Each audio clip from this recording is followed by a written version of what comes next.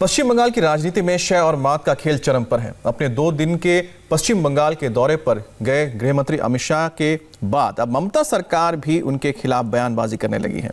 ममता दीदी उनके एक एक बयान का हिसाब लेकर बैठ गई हैं और मीडिया के सामने भी आई और साफ साफ ऐलान किया कि अमित शाह के खोखले बयानों की भरपाई वो अपने बीरभूम दौरे पर करेंगी।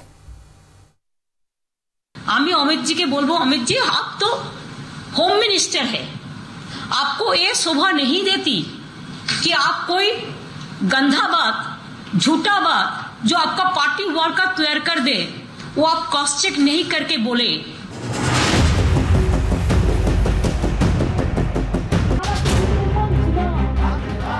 जैसे जैसे घड़ी के कांटे पश्चिम बंगाल चुनाव के करीब आने का इशारा कर रहे हैं, वैसे वैसे राजनीतिक पारा गर्म होता जा रहा है।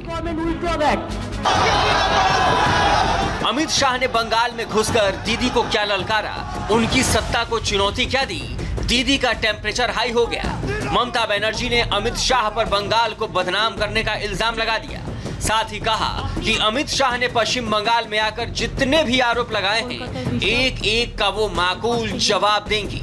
আমি अमित जी के बोलबो, अमित जी आप तो होम मिनिस्टर है, आपको ये शोभा नहीं देती कि आप कोई गंदा बात, झूठा बात जो आपका पार्टी वॉर का तैयार कर दे वो आप क्रॉस चेक नहीं करके बोले। जिसको अंदाजा आपका नहीं है, आप पहले बोलने का पहले प्लीज क्रॉस चेक कीजिए मेहनत करके। आपने जो जो बात कल कहा है, हर बात के लिए मेरे पास एविडेंस है, मैं कल इसको रिप्लाई करेंगी।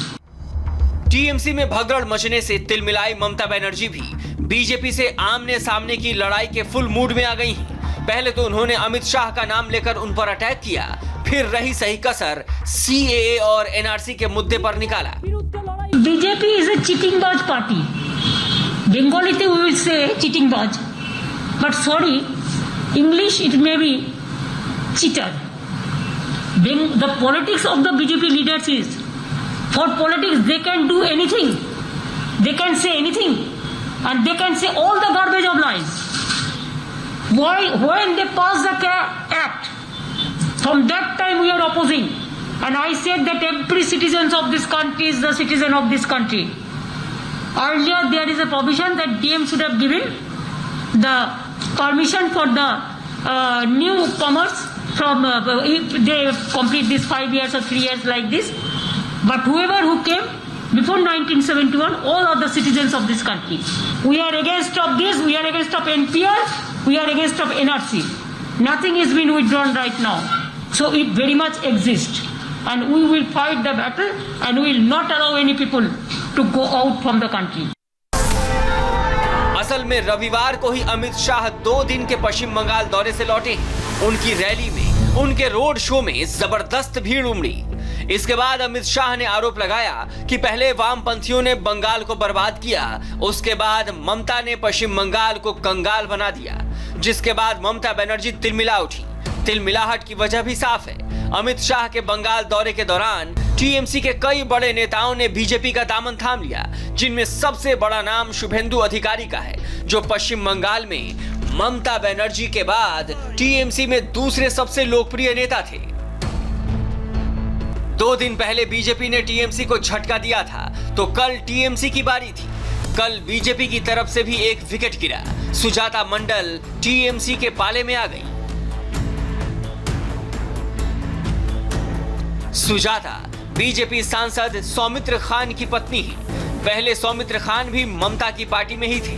2014 में वो तृणमूल के टिकट पर विष्णुपुर लोकसभा सीट से जीते थे, लेकिन 2019 लोकसभा चुनाव में सौमित्र खान बीजेपी के टिकट पर लड़े और जीते। सौमित्र खान के कैंपेन करने पर कलकत्ता हाईकोर्ट ने रोक लगा दी थी, इसलिए उस वक्त उनकी पत्नी सुजाता मंडल ने अकेले ही सौमित्र खान के लिए कैंपेन किया था। अब सौमित्र तो बीजेपी में खुश हैं, लेकिन सुजाता का कहना है कि उन्हें बीजेपी में सम्मान नहीं मिला, इसलिए वो ममता दीदी के पास लौट आई हैं। मैं हमेशा चैलेंज लेना पसंद करती हूँ, तो जिसमें जो चैलेंज लेने के बाद मेरा सम्मान नहीं मिलेगा, वो चैलेंज का क्या फायदा। तो मैं उस पार्टी तब किया था जब वो पार्टी का दुर्दिन था और पार्टी से मेरे को कुछ भी सुविधा नहीं मिला। सुजाता मंडल के इस फैसले के बाद सौमित्र खान ने कहा कि वो सुजाता मंडल को तलाक का नोटिस भेजेंगे। उनके लिए पार्टी परिवार से ज्यादा बड़ी है। सुजाता मंडल की नाराजगी इस बात से है कि उन्होंने मेहनत की, उनके पति एमपी बन गए, लेकिन उन्हें क्या मिला? वो खुद नेता बनना चाहती हैं। बीजेपी में यह संभव नहीं था, इसलिए तृणमूल कांग्रेस के साथ चली गई, लेकिन इस चक्कर में परिवार टूट गया। पार्टी ने हमको फ्रीडम दिया, पार्टी ने हमको सब कुछ देख रहा है। डिवोर्स का नोटिस भेज रहा हूं, मेरा तो पर्दा उठ गया।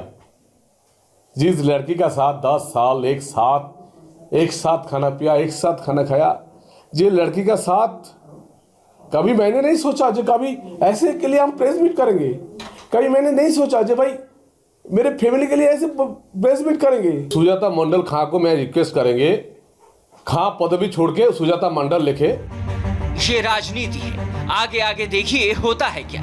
खैर, अब सुजाता का चेहरा दिखाकर तृणमूल कांग्रेस के नेता बीजेपी से ये कह सकते हैं कि सिर्फ उनकी पार्टी के लोग बीजेपी में नहीं जा रहे, बल्कि बीजेपी से टूटकर भी लोग टीएमसी में आ रहे हैं। Anupam Mishra, India TV, Kolkata.